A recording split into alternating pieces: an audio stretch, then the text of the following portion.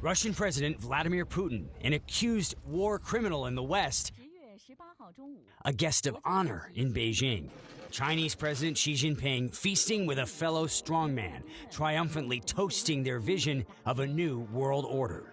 A world prioritizing Palestinians over Western-backed Israel, pitting the Putin-Xi world against the U.S.-led free world.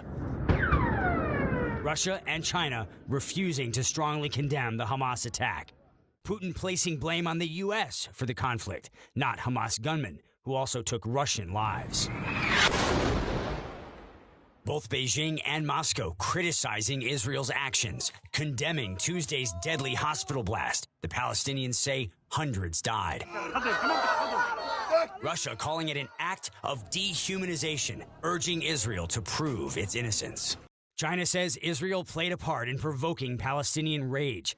Decades of diplomacy without a two-state solution. Israel has the right to establish a state. Palestine has the right to establish a state as well.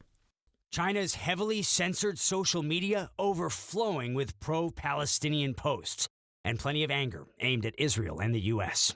One user writes, "The only way to get peace in the Middle East is for the Jews to move to America and build a nation there."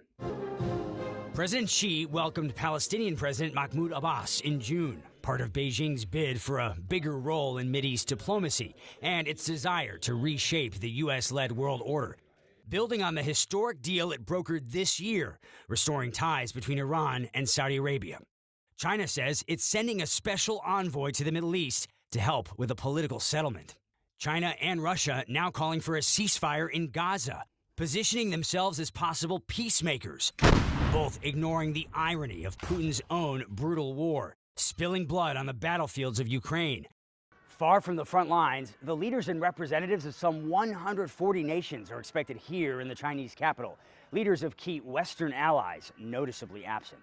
A perfectly timed distraction from Putin's problems at home.